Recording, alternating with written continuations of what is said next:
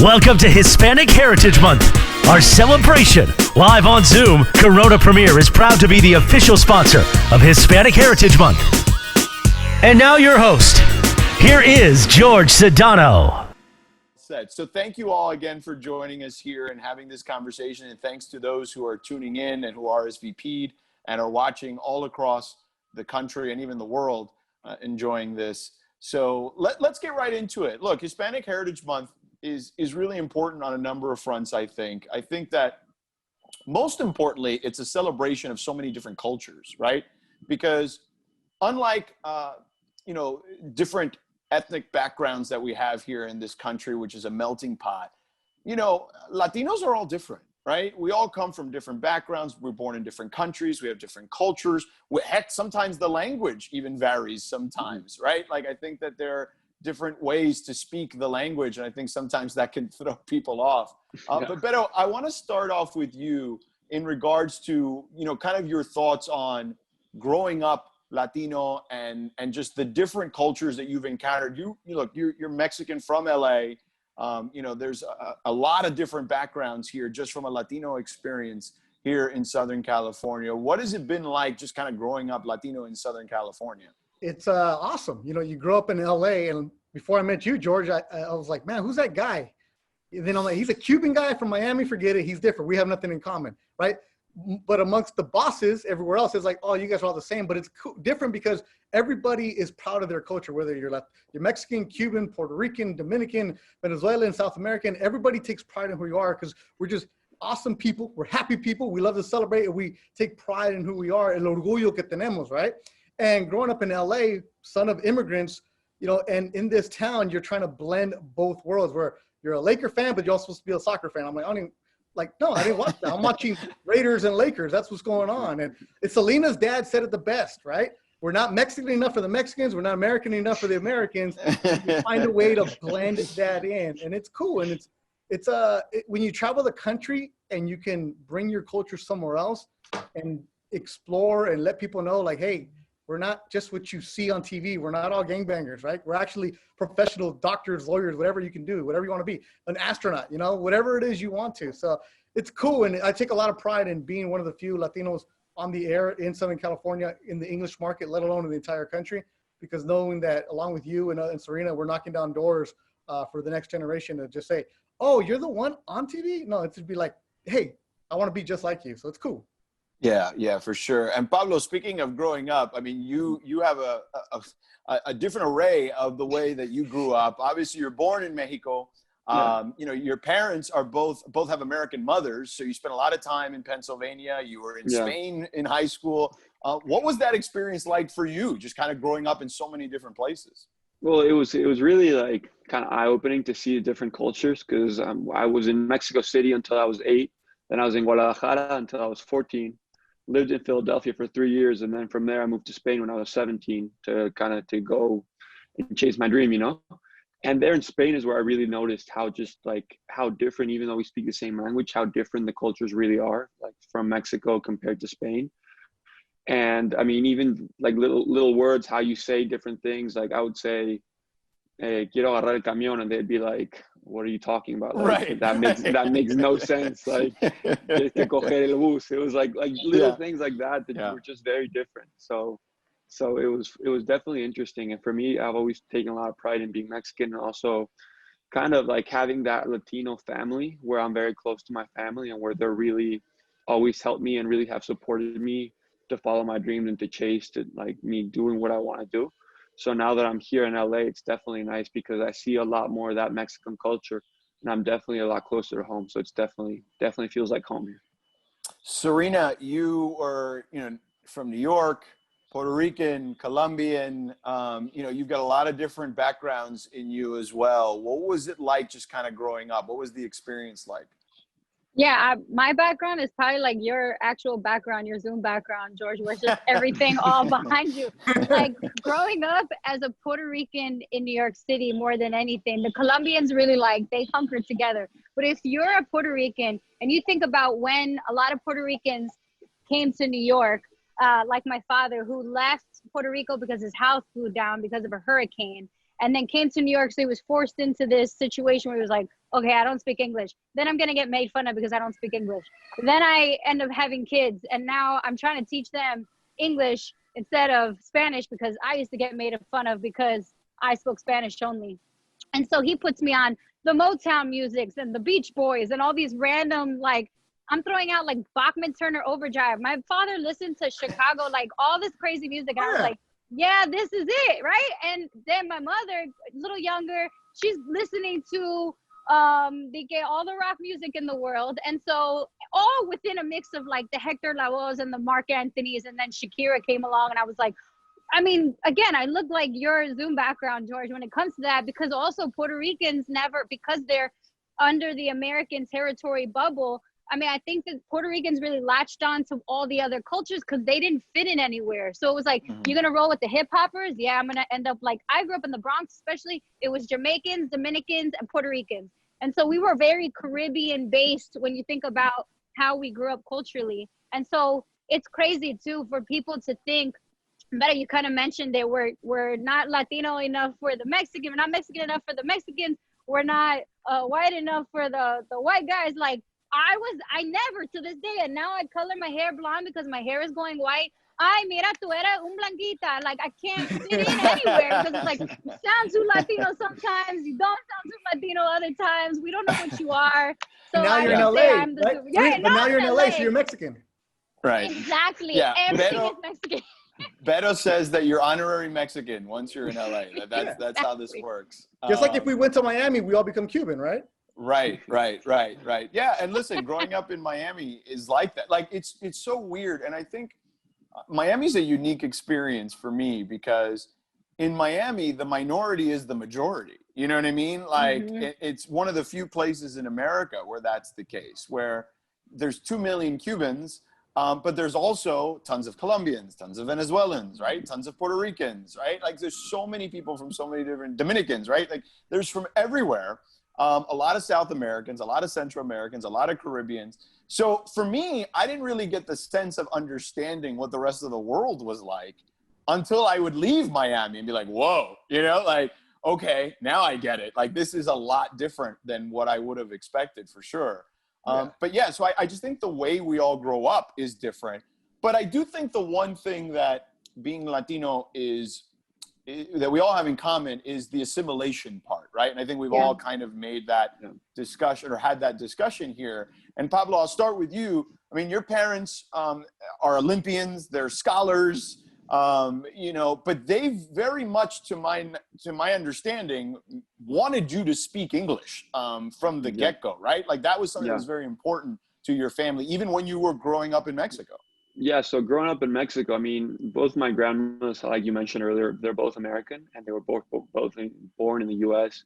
Both my grandparents are Mexican, so it's been like I grew up with kind of those two cultures, like very present in my house. So when I was growing up, my parents would only really speak to me in English at the house because they wanted me to really grow up bilingual because they knew I would get the Spanish from school. And it was funny because I didn't want to speak English. So they would speak to me in English and I would answer them in Spanish. Because also when you're growing up, I feel like you're in Mexico and like you don't really want to speak English. You're out in a restaurant and they're speaking to me in English and I'm just answering them in Spanish. So it was like, then when I moved to Philly, it was like I already spoke like good English, but at that point is when my English really kind of picked up because I moved like to the suburbs in Philadelphia where there were no Latinos at all except for my family, so there was nobody else there. So I went to school and then I had one Latino friend in school. That was it. One Venezuelan who's one of my best friends, but that was it. So everybody else had to speak to in English. So that really forced me to kind of get out of my comfort zone and really start speaking English. But yeah, it's funny because I, like you said, grew up with both cultures. So it's very I'm very thankful for my parents for kind of pushing that onto me and making me speak English because now it's giving me a lot of advantages. You see, we latch on to each other, George. We're like, yo, you're Latino, okay. No. But there's no joke. That is true. You know what I'm saying? Like, in all honesty, Pablo, we just met really just now, right? But Beto and Sarina I've known for several years. And really, that's how we did latch on to each other. It was we have that in common. And, you know, I look, that, and I don't think there's anything wrong with that, right? Like, we live in this very binary world right now where it's like one way or the other, but people in general, and I think we have to be comfortable with this. And it doesn't mean that you can't be also inclusive, right? Like, both things can be true at the same time. People gravitate to people that are like themselves, right? I think that's a natural reaction of most people, but that doesn't mean you shouldn't be inclusive of people of other backgrounds and other, you know, ways of growing up and things like that. I think that both those things can be true. But there is a comfort level. But Beto, for you, like English, what was it? English at first, or was it Spanish? So there's seven kids in our family. I'm number 5 of 7. So the first 4 were born in Mexico. I always like to make the joke because that's how we are. I'm like, I'm the one who made you guys citizens, right? That's but everybody's good, everybody's great. But it was like my mom, homemaker, like 7 kids. She's not going to work, so it was Spanish to my parents, and then the siblings, it was English, and that's just how we were raised. And like I'm still at the street where I grew up on right now. And like, you know, you grow up with your friends and you just go and you move on. And I grew up in Carson, which is really diverse because you had Mexicans, Filipinos, Samoans, and whites and everything else. So it was cool. But then you get into the broadcast world and it's like, yo, like, whoa, hello. And like, okay, I felt like, Diego, when he's in Philadelphia, like, damn, like, okay, cool. So you start working in this business and like, I'm gonna say this, George, I was your fan immediately because when I was working in LA covering Dodger games, I'd get off at midnight and you were hosting Fox Sports Radio and I heard of Sedano and I'm like, okay, I think he might be Latino because there's not many of us. And then you said something in Spanish, you were working with Karen K, and I was like, whoa, all right, cool. I'm going to support this guy just because we got to support each other. Naturally is what you're going to do, right? Like World Cup, you always go root for your country, right? No matter what. Sarina gets to choose 2 countries if she wants. Anyway, so only one of them plays soccer really well, though. You know, there is that. Right. But she's going to go for it. All the way. Yeah.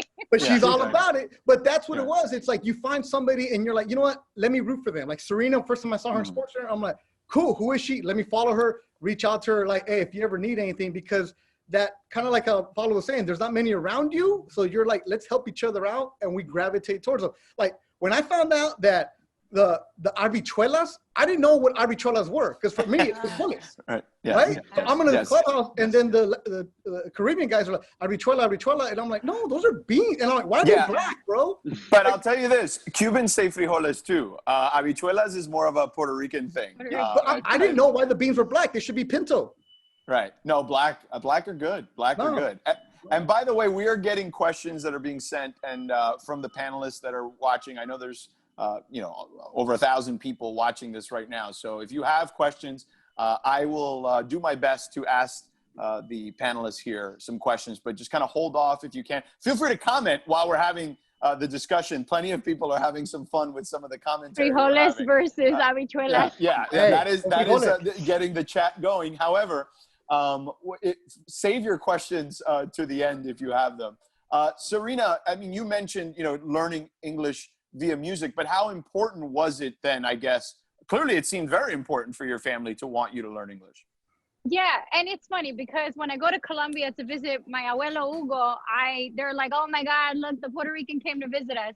But honestly, I think the most difficult thing for us in broadcast is the fact that they want the bigger picture of the bigger companies that own the media, right? I feel often that I get pushed into, oh, you're a Latina, then you should work at Telemundo. Oh, you should work at Univision. And I'm like, oh, my first language is actually English, and I work so hard at speaking this language. So I want to go up with Mike Tirico and Bob Costas. And why can't I be on NBC and ABC and ESPN, and speak English with my last name, Morales? And it's just this very wild, I feel sometimes that we get limited because it's like, oh my gosh, but we really need you in the Telemundo because you know sports and you're a woman, you can speak Spanish. I'm like, nah, man, I'm way better off in English. Like, I got you with like football, basketball, baseball, like we're good to go. So it's interesting, the language thing. George, you kind of mentioned it. It separates us and it puts us in this weird tier, but we speak, I mean, all 4 of us speak English just fine. Not that it's not important to speak both languages. Right. But I think that in life in general, whether it's the media industry or the corporate industry, even in sports, right? Like, I think that people who are in charge, executives of sports teams and media businesses and Fortune 500 companies, they generally place employees in specific boxes, right? Like you're in this box, and sometimes that's not going to work. Like people fit in different boxes because they have unique backgrounds, right? And, Pablo, we were mentioning that earlier with you, right? Like I would imagine, just coming up through the world of professional athletics with your parents and their background, 2 Olympians. Your dad was the flag bearer in the 1984 Olympics in the Coliseum in Los Angeles. And like, for you, there's already this inherent pressure of, hey, my parents are these tremendous athletes. And then, of course, trying to fit in a specific social box as well. Like, what kind of challenges were presented to you as you were kind of growing up and trying to play sports in that regard? Well, for me, I'm honestly very lucky with my parents because they were never really pushing me towards the sport. I fell in love with soccer when I was 3 years old, and my parents always kind of supported me. And my dad and my mom, they always like wanted me to play all different kinds of sports growing up. But then when I was like, no, like I want to be a professional soccer player, this is what I want to do. They're like, you know what, go for it. And they always helped me out when they even let me go to Spain when I was 17 by myself. So like all these different things, they were always very supportive of me, which I think is one of the reasons why I was able to make it. But they really never put any pressure on like, oh, we were great athletes, now you have to be a good athlete. It was never like that for me personally. So I think I'm very lucky in that regard because I know that a lot of people have a lot of external pressure. And then the difference that I saw, the biggest difference is when I was growing up in Mexico, if you played soccer, you were pretty much popular in school. Like that was, I was playing in Chivas, and I was like, so I had like a lot of friends in Guadalajara. I loved it there. And then when I'm 14, we moved to Philadelphia.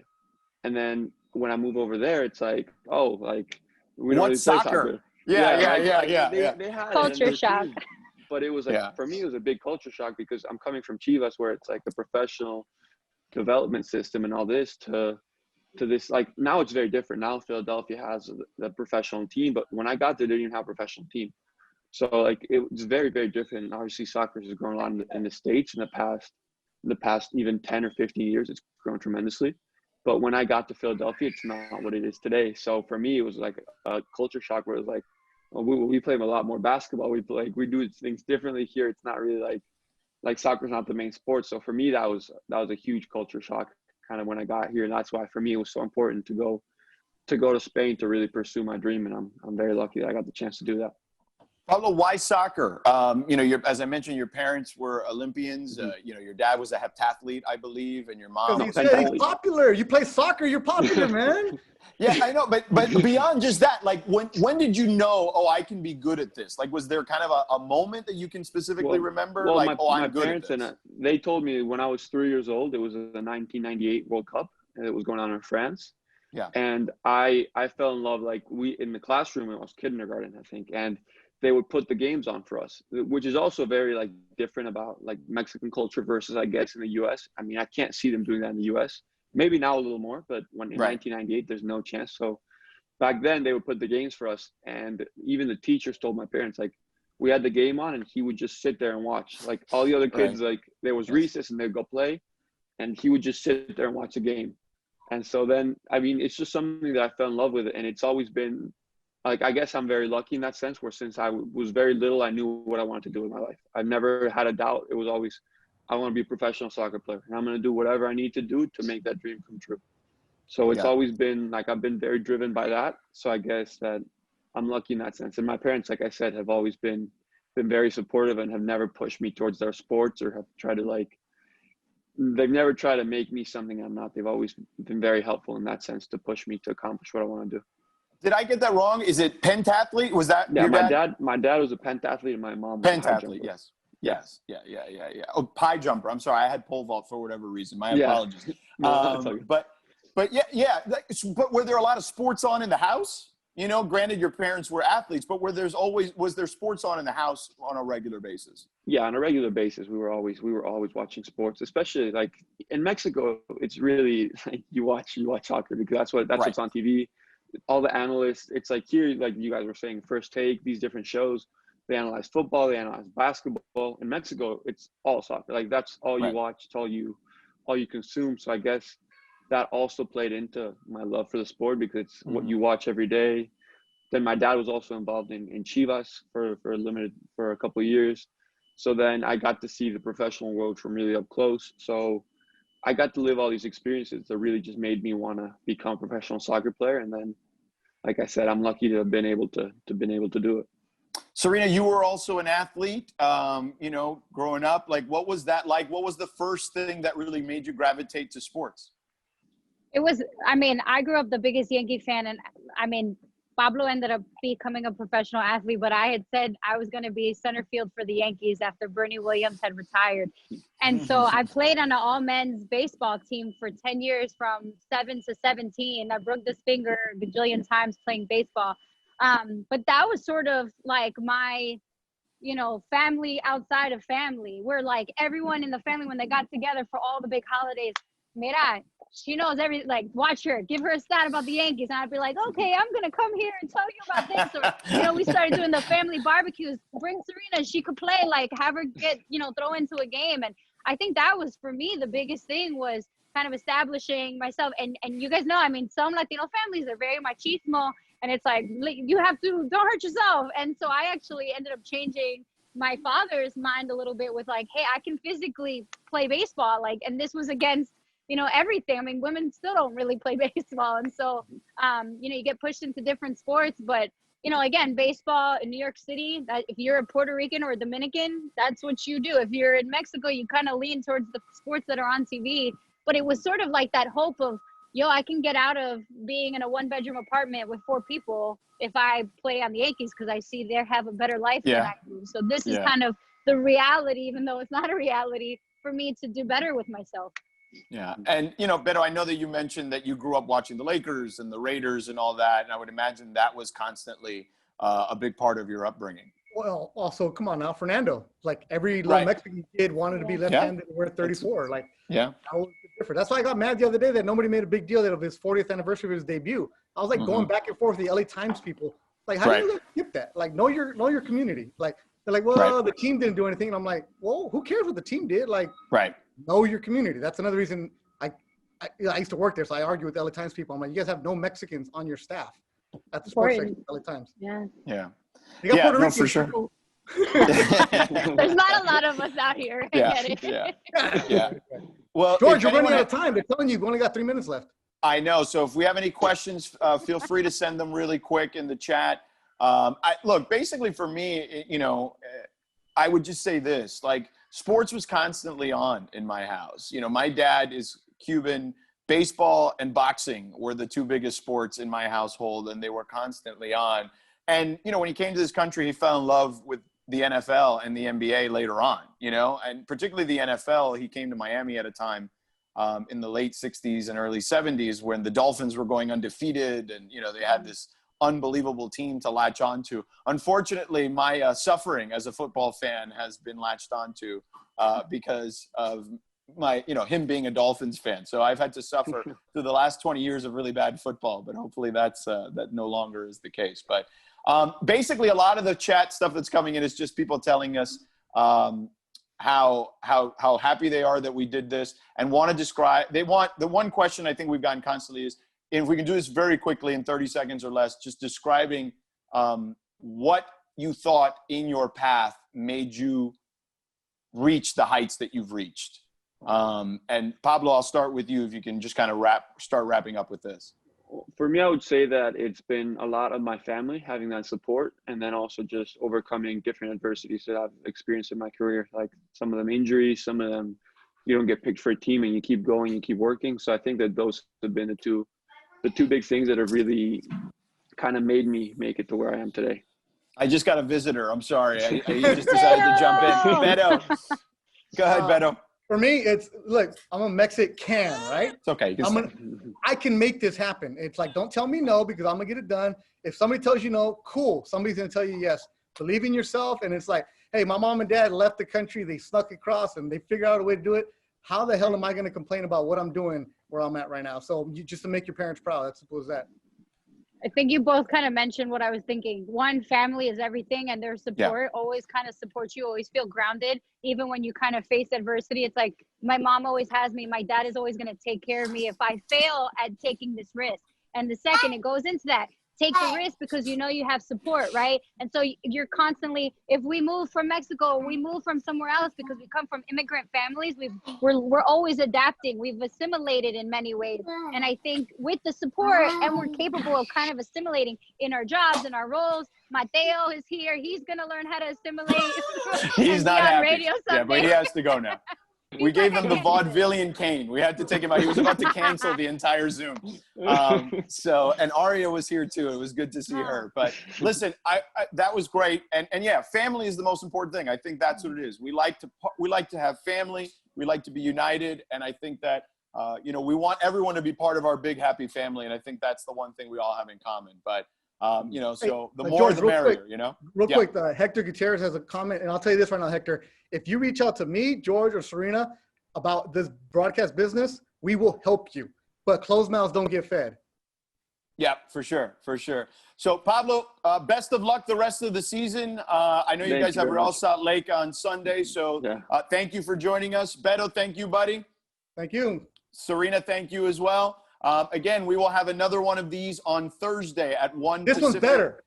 This one may be better. I don't know. We'll find out if So George humble. Lopez and Adrian Gonzalez will be better than you We guys. got a professional I think you guys will be. I think you guys will be right there. But thanks again, guys. Oh, well, we're better. Thanks. Take care, guys. Thanks again. See ya.